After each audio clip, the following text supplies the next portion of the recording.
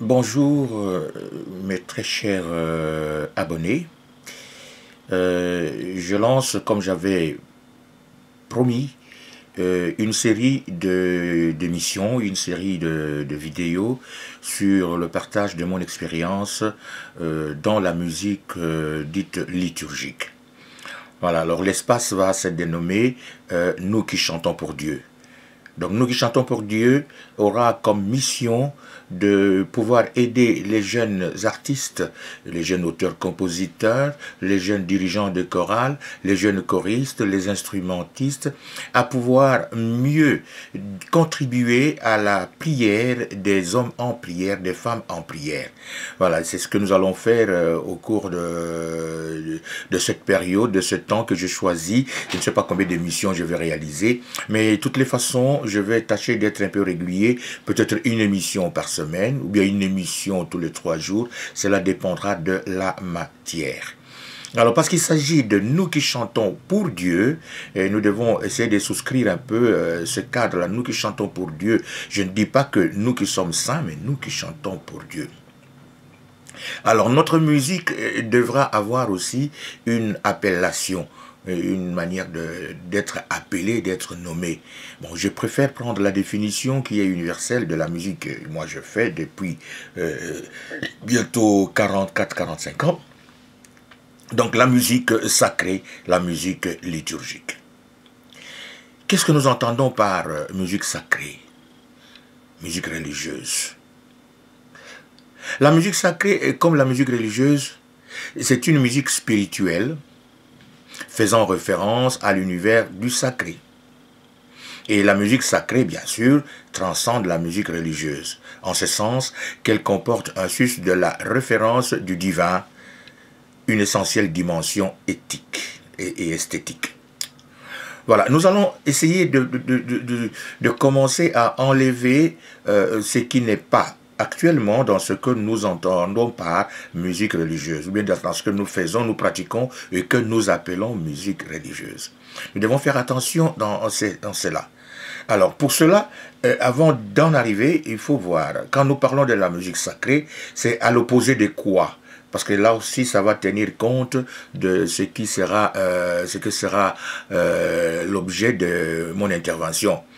Quand on parle de la musique sacrée, c'est souvent à l'opposé, on a la musique profane.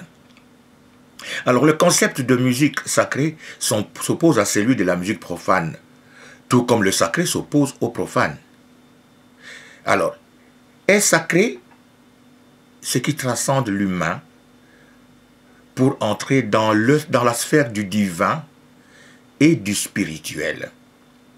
Alors que le profane est ce qui reste en dehors, pro, devant, et fanum, temple, ce qui reste devant, hein, ce n'est pas entré là-dedans, profane. Donc ce qui est en dehors de ce que nous appelons nos spirituels. Et en général, l'art sacré se dit d'un art exaltant, du culte et de l'amour divin. La musique sacrée incite au recueillement et conduit à l'intériorisation vers ce centre intime qu'est l'espace du dedans que chacun a. Et la musique sacrée se rattache à la spiritualité et s'associe généralement à une religion, à l'opposé de la musique profane qui inclut tous les autres genres. Les chansons, musique de danse, musique folklorique, musique festive, musique classique, symphonique ou de chambre, l'opéra, la comédie musicale, musique militaire, etc., etc.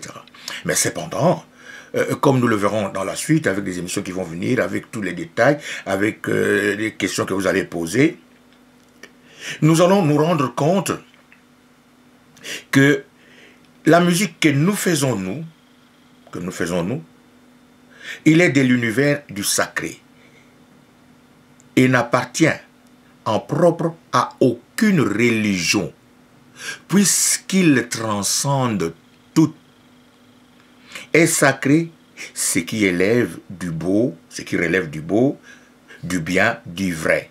Quand on parle de la musique sacrée, il n'y a pas de religion là-dedans. C'est au-dessus de ça, parce que ça élève, ça appelle, ça prépare, ça emballe, ça aide, ça entretient ce contact-là direct avec le divin. Alors la musique sacrée peut être vocale, faisant appel à des chœurs, à des chorales, ou instrumentale en utilisant des orgues, des guitares et tout ce que nous connaissons. Bien entendu, la musique sacrée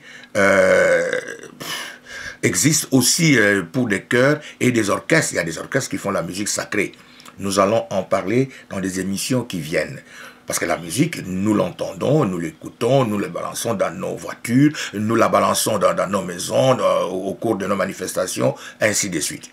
Donc voilà un peu le cadre que je suis en train de créer pour qu'il devienne pour nous un lieu d'échange, un lieu de ressourcement, un lieu où chacun peut grandir dans cet art que nous avons choisi dans l'Église et que nous utilisons comme notre participation dans la vie de l'Église. Donc c'est pour dire que moi, dans mon expérience, j'ai choisi de faire la musique, de mettre mes connaissances des musiques au service de l'Église. Et au service de l'Église, je circonscris aussi le cadre, la musique liturgique.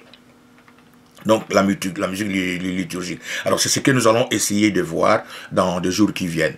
Voilà, déjà d'entrée de jeu, je vous dis que c'est maintenant depuis plus de 40 ans que je compose, depuis plus de 40 ans que je dirige des chorales, que je chante, que je gratte un peu sur ma guitare et je demande et je prie le bon Dieu qu'il me fasse grâce de continuer à le faire jusqu'à mon dernier souffle, parce que je trouve qu'il n'y a que ça pour le moment qui me met au contact direct avec lui.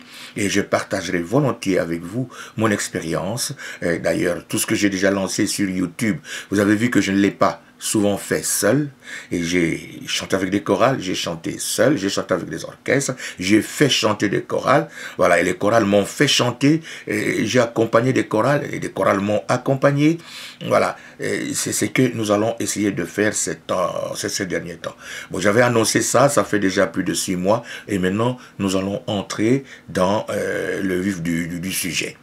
Alors voilà, nous allons nous limiter pas seulement à la musique liturgique, mais à toute la musique sacrée. Et je vais terminer par un petit mot sur mon choix, le secteur de musique sacrée que j'ai choisi, qui est la musique religieuse et liturgique.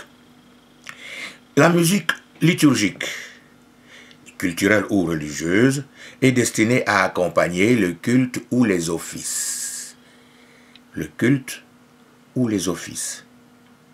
Celle-ci n'a pas spécialement vocation à l'art, mais doit simplement soutenir la prière en une litanie suggérant des chœurs angéliques. Je vais vous expliquer ça après.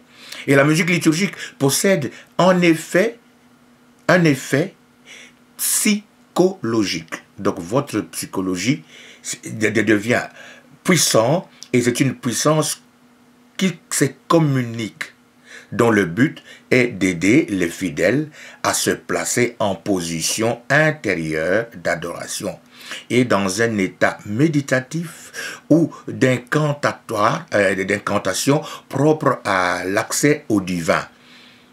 Dieu, je t'invite. Dieu, je vais communier avec toi. Dieu, je veux te rencontrer. Venez à moi. Et comment est-ce que je vais le rencontrer? Comment est-ce que je vais me disposer pour le rencontrer? Il y en a qui ont choisi de faire la peinture. Il y en a qui ont choisi de peindre les icônes. Mais moi, j'ai choisi de faire de la musique. Et cette musique-là doit aider des assemblées, comme je l'ai dit tout à l'heure, aider les fidèles à se placer en position intérieure d'adoration. C'est pour dire que je vais nous inviter, nous tous, à la suite des autres émissions. Je vais d'abord attendre la réaction à ceci. J'ai déjà enregistré beaucoup de questions depuis que je vous ai demandé pour voir comment est-ce que nous allons nous accompagner mutuellement dans ce voyage des musiques religieuses et musique liturgique. Je vous souhaite un bon moment de temps en temps avec moi dans nous qui chantons pour Dieu, et surtout dans la musique liturgique. Merci.